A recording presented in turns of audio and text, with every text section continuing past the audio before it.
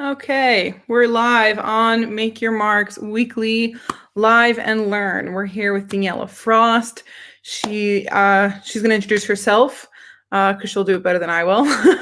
But for those of you who don't know me, I'm Jordana Mark from Make Your Mark. I am a social media expert, and I learned most of what I know about LinkedIn from Daniella. So on that note, handing the stage off to you. Thank you, and thank you for the invitation. So my name is Daniella Frost, and I'm a LinkedIn trainer and marketer. I'm on LinkedIn for over 12 years, and I'm training people, helping people for 6 years now, almost 7. So it's my specialty, and I really love it. Yeah. Awesome. Daniella is awesome at what she does. I'm going to put her link to her profile in the comments so you guys can all connect with her on LinkedIn as soon as we are done here. So in the meantime, we're just going to jump right in. If anyone has any questions while we go along to ask Daniella during the live, or if you're watching the replay later, or you have any questions after the live, you can stick them in the comments and Daniella will get back to you. All right. So first question, how did you get into the field and become a LinkedIn expert? Yeah, so I started my career as a recruiter. So I'm talking about 12 years ago. And as a recruiter, I was on LinkedIn every day at some point, like not just every day, but the whole day. And I really loved it. And I really, was searching for people, approaching people. And at some point I was helping others answering, their questions about LinkedIn. I thought, this is so nice. Why don't I start helping people with LinkedIn, with training sessions? And that's how it started. So first I combined it with recruitment 6 years ago, and now I'm only doing LinkedIn. Awesome. It's a great way to get started, is when you just get shoved right in, Yeah, they told me you have to get on LinkedIn. I was like, what is LinkedIn? This was 2008. And I never knew, a few years later, I would be a specialist. Yeah. Wow. Nice. That's awesome. How is LinkedIn different from other social media platforms like Instagram, Facebook, Pinterest, all the good stuff? Yeah. Well, so the main difference is the audience, because LinkedIn is really a professional network and the largest in the world. So that is really different. And what also is really different about LinkedIn is that all the profiles are searchable. So that means that you are able to find other people on LinkedIn like on no other platform, but others can find you there as well. And the people that are on it are decision makers, professional people, and a really interesting, group of people. Yeah. Wow. Okay, what kind of businesses need LinkedIn and what kind don't? Well, of course, in general, you have the difference between B2B, business to business, and B2C. So in general, but it's really black and white, you would say that if you're in B2B, it's a no-brainer. You have to be on LinkedIn. Like I said, there are a lot of decision makers, like 80% of the people on LinkedIn, they really drive business decisions. So it's really interesting for business to business. For B2C, it depends on what kind of business you're in. If you're a little bit more in the high end, it could be interesting as well. And of course, all the big companies are on LinkedIn, because it's not only if you're not looking for actually selling your products and services on LinkedIn, then a lot of companies use it to to hire talent. For talent, it's the place to be. It's like the biggest talent pool on earth, and that means that also if you're looking for a job, you should be on LinkedIn. Yeah, I saw recently they have a looking for work thing to put on your profile, right? Yeah, so they have the frame open to work, And to you it. can Yeah. say, and that way everyone can see you're looking for work. And this really helps you because people that know you and see that, and maybe they hear about a job and they refer you, or it's a recruiter that immediately sees that you're looking for a job. So it's really, really interesting. Yeah. That's very cool. I thought that was really cool when I saw it. You can also you can also just alert recruiters that you're looking for a job. If you want to keep it private, that's another option. So that's also, and if you're a business, if you provide services, then that's another thing that you can do. You can add to your profile that you're providing services so that people can, especially if you're an entrepreneur, this is something Right. you should definitely include on your profile. Yeah. Very, very cool. Very cool. Okay, what are the biggest differences between using a personal profile on LinkedIn and a business page? Which do you recommend focusing on? Well, so this is a really important question, and I definitely recommend focusing on your personal profile because, at the end of the day, people buy from people. So from your personal profile, you can just get you can just get way more out of that. But I also recommend creating a business page. And there are several reasons for this, but the first of all, if you don't have a business page, it makes your personal profile way less attractive and professional because it means that there's no logo on your personal profile. So you definitely want to create a business page only for that reason. So that on your profile you have a logo and it refers to your company page. Also, depends if you're if people are searching for your company name on Google, then LinkedIn, it always scores high on Google. So one of the first results you will get is your LinkedIn company page. So that is just way more professional than if they can't find you on LinkedIn. It's a little like, okay, did I even exist? Is it legit? So that is just, in general, I always say do both, but focus your time on on your personal profile. So also, for instance, when I'm posting, I'm posting on my personal profile and then sharing it to my business page. Instead of maybe on Facebook, I would do the other way around, for instance, or on LinkedIn. If you're like a solopreneur, then it's really good to focus on your personal profile and then share your post to your company page. There are, of course, more differences. Like a company page there's not a lot that you can do with a company page. It's just info that you put there with a logo, a cover image, and you have posts there, of course. If you want to advertise on LinkedIn at some point, you definitely need a business page. You can't advertise from your personal profile, so that's important. And you can invite your connections to follow your page. Every month. You also can't get analytics on a personal profile. Yeah, so on your company page, yes, you can see analytics about your followers and about your posts, and you can also export this information if you want. Yes, and so you can invite your connections, and this is something a lot of company pages don't do, but you can invite. They change it every time how many people you can invite. The latest is that you can invite 200 people per month, 200 connections per month. But if your connections accept the invitation, then you get that credit back. So in practice, you can invite more than 200 people per month to follow your page. Right. So cool. And it's kind of like Facebook in the way of even when you follow a page, it doesn't necessarily pop up in your newsfeed as often as a personal, right? Yeah, definitely. Yeah, the posts you see from company pages are the sponsored posts.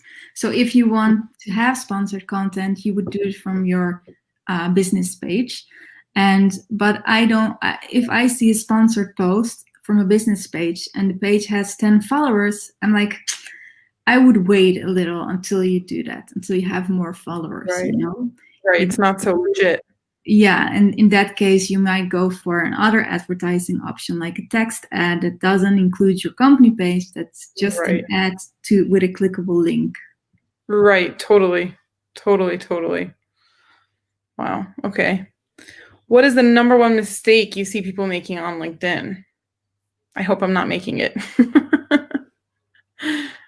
I don't think you are, no. First, because one of the biggest mistakes is not having a profile picture. You have one. Yeah. This is really like, I would almost say, if you don't have a profile picture, then don't be on LinkedIn at all, because people won't visit your profile. And that's like the beginning, so it really doesn't make sense. People want to know, want to see who they're dealing with. So that is a big mistake. But what I see a lot, what I also see is that it looks like someone doesn't have a picture, and then I'm connecting to them, and then it turns out they do have a profile picture. So it means their settings are wrong. So it means their settings are set the way that only their connections see their profile picture. Oh gosh. So that is something you definitely don't want. So you want to have a profile picture, and also have everybody be able to see it. And another thing that is like that is like the profile mistake, and like the networking mistake. I think the biggest one is that a lot of salespeople discovered LinkedIn, and it used to be a little bit more quiet, and now it's like every time you get an invitation, now it's like every day a straight up sale in your inbox that's zero personalized, like nothing. Yeah, and totally not relevant, and totally out of the blue, and sending reminders. Did you see it? I guess you're busy. It's like, it's not personalized. It's not customized. It's not. They're not waiting. They're not connecting first, building a relationship first. They're just starting with their pitch, and I really don't understand what keeps them going, because I heard no one say, yes, I bought right away. But right. I mean, you have to think of it like, social media is a place to be social, right? So it's like you said before, people are buying from people. And if people are buying from people, then you have to remember that there's still people behind that profile. And if you're just going up to them and selling to them, that doesn't work in person either. That guy who comes to knock on your door and sell you a Bible, you never bought one of those before. Yeah, it's crazy. From the business who you follow and who you like and who you have a connection with and a relationship with. It's, I love that you're saying this. Yeah, I really don't understand how those people work. I had one invitation that even said, "Hi, client," and it was like, "No, I'm not your client." And it's like, that is like the number one mistake. It's terrible, yeah. So and it's also a shame, because now I hear more and more people complain about it, and that's not what LinkedIn was about. You can sell on LinkedIn, definitely, but not like that. And now more and more people get annoyed by this, and that's a shame. It really is. It really, really is.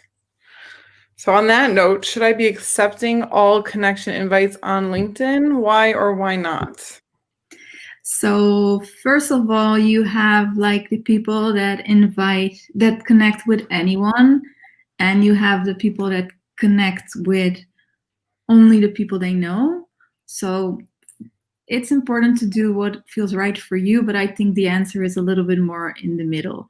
I think if you have anything in common, why not connect? So it could be that you live in the same area, that you went to the same school, that you have a mutual connection, that you have a mutual interest, same industry. I think if you have something in common, or if someone took the time to write out a personalized invitation, that you actually see that he or she visited your profile, that's also the reason that they're connecting with you, right? Yeah, but if you don't see any commonality, then you don't have to accept. But if you're only accepting people that you know in real life, then your network won't grow that much. And on LinkedIn, the power is not only in your first degree network, also in your second degree network. So if, for instance, your connections that I'm not connected to, they're my second degree connections.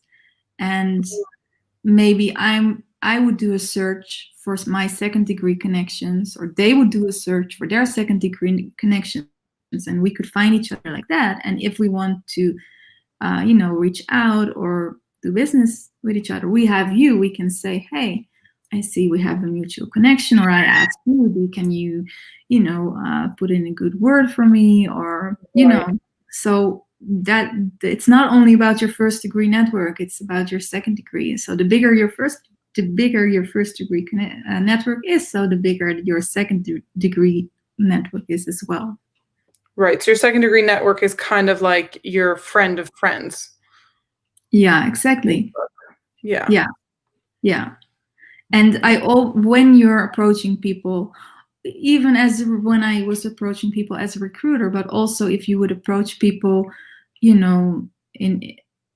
because you're selling something, not right away, but you at some point want to sell, then of course you can start with your first degree network, like who do I already know, and then the second thing is to go to your second degree network. So that is a really important network you have. Yeah. Right. Totally. Okay, we have a question here from Alana. Alana wants to know, how could I effectively use a LinkedIn group? Any I have joined have either died or are full of people just posting articles or filled with salespeople or spam, self-promotional garbage, etc. Is there any value to them? Yes. So the LinkedIn groups, a lot of them aren't valuable at all, and it's like you said, a lot of them have died, or are just not relevant. And the thing is, either search for one that is active. So there are interesting LinkedIn groups, but it depends, of course, on what kind of business you're in. So you would have to do a search for it, and also maybe ask people that are in the same industry, like, do you have an interesting group? Like for me, there's a really active Israeli LinkedIn group. So there are really active groups, but if there isn't, then probably Facebook would be a better place to go. But instead of focusing on the groups, what you could do is focus on hashtags. So instead of being part of a group, you can follow certain hashtags, and then when people post about that hashtag, you can comment on that post, and that way you're interacting with people that have the same interest as you have, and that is a good thing to do instead of LinkedIn groups. That's very interesting. I like that you're saying that.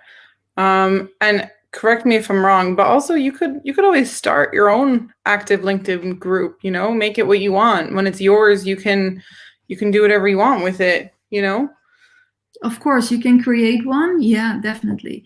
It's just compared to Facebook, for instance, it's just not the same thing. Like notifications, the way it works is just a little less user friendly, and some people don't even know that LinkedIn groups exist. Other people heard about it, don't know where to find them. So it's just like it's just not the best thing about LinkedIn, their groups. But of course, there are some great groups, or you can create your own great group. Nothing like a good Facebook group, though, right? Yeah, that's true. They're just Okay. What is an all-star account on LinkedIn, and how do we get it? I remember when you taught me about what an all-star account was, and I felt like I was like mind blown, and I've already showed it to so many different people of what an all-star account is and how to get it. And also, like, I just see everyone's faces like light up the way mine did when you showed me. I'm glad to hear. So, LinkedIn gives you an all-star status if your profile is complete according to them. So it doesn't mean you have all of your information there, but it means that there are 9 things you did. First of all, like I said, you need a profile picture for sure. What is also on top, which is really important, is the headline that you need. This is just random order. You want an about section, a summary. It has to be filled out. Your location, so where you're located, your industry. You have to have 50 connections. If, by the way, someone is watching and wants this, I can send a PDF to them, checklist, if that helps. You have to have your experience, so current position and 2 past positions. You have to include education, and you have to have at least 5 skills. I think, let me check real quick that, yeah, that's everything. So those are the 9 things you have to do, and then you have an all-star account. So it doesn't mean that you're done, that you shouldn't add anything else or shouldn't edit it from time to time, but it means it's complete enough according to LinkedIn. And it means that you will score higher in search results, because LinkedIn sees your profile as complete. So it gives like an advantage to those profiles when people are searching on LinkedIn. And that is, by the way, what you want to gain with optimizing your profile. One of your goals is that when someone is searching for someone like you, that you are on page 1 instead of on page 100. That is what you want. You want to score higher in search results. Right. Whether they're hiring you or you want to hire them or whatever it is, they'd be looking for you for a bunch of different reasons. That you want to, the same way on Google with SEO, you always want to score higher and be on the top of that list. Yes, so it's like LinkedIn, it's the same. It's like SEO, and there are a lot of different things to do. So having an all-star account is one of the things you have to do, to score optimally. Awesome. Okay. Last but not least, who should be purchasing LinkedIn Premium and why? So first of all, you have different premium accounts. So you have premium accounts for job seekers, for general business professionals, for sales professionals, and for recruitment professionals. So when first of all, you just use them differently, or that you purchase different kinds of accounts? Yes, so they're for different premium accounts altogether. So the ones for sales professionals and for recruiters, those are actually accounts that have a separate environment. So it's not what they're getting. It's like a different website altogether with options. What you get in general with all of them is you get in-mail credits. So that means when you're not connected to someone, in general, if you're not connected to someone, you either or connect with them and type your message there, or search for their email address and send them an email. But in general, you would want to send them an email. If you want to send more than just an invitation, and that is something that you can do with in-mails, and that is what you'll be purchasing LinkedIn Premium for. So you have a few benefits, but another good thing about LinkedIn Premium is that you can see who visited your profile 90 days back. So instead of just seeing up to 5 people, you can see it from 90 days, and then you can actually see interesting people there, like, hey, that could be prospects, that could be potential clients. It's interesting. In general, it drives me crazy when I can't see who viewed my profile. What? It drives me crazy when I can't see who viewed my profile. Yeah, so you just see 5, but some of them are anonymous, so you may not see just 3. So, yeah. But that is valuable information who viewed your profile, because Totally. So that is a benefit as well. But the one for job seekers, I don't recommend, because you only get 3 in-mails and you get some benefits, but it's like, no, don't do that. The one, if you're an entrepreneur, if you're a business owner, then you could consider the business premium account, but only do this when you want to search for people, because you'll get search options more than you have if you don't have a premium account. But only do it if you have the time and energy to actually search for people and actually approach people. Because I know people that's, I have a premium account, and they think when they upgrade, then some magic thing will happen and people will start approaching them without doing anything. So that's Right. just a In myth that of case, you may madness. as well just start a paid ad campaign. Yeah, definitely put that money in a campaign. And really, but there are, I know multiple people that purchase LinkedIn Premium, and it's just sitting there. They're paying LinkedIn every month, Terrible. and they're not getting anything in return because they're not utilizing it. So what you have to only do it if you actually want to put the time in. So actually search for people, actually approach people, actually look for the 90 days of people that viewed your profile, and otherwise don't do it. And so the one for sales professionals, so if you're really a hardcore sales professional, like that is your job, then you could take that account, Sales Navigator. The downside, what I feel about the Sales Navigator is, let's say you try it for a month and you make lists of leads and whatever, and then you stop, or you want to try something else for a month, then all the energy you put into it is gone, because it's a different platform. So it's like a little bit, it's only something. Just do it if you really want, if that's really your job and you're in B2B, and and then you can definitely get something out of it. But only go premium if you really have the time to do something with it. Yeah, so it's good for the right person, but don't just get it for magic. Yeah, definitely. Yeah. Okay. Well, Daniella, thank you so much. That was the last of our questions. So if anyone has any other questions, you can stick it in the comments. And like I said, Daniella will answer it a little later. I did put in the comments that if you put a thumbs up or you comment that you are interested in Daniella's checklist for your All-Star Profile checklist, you can stick it in the comments and she will PM you with that list.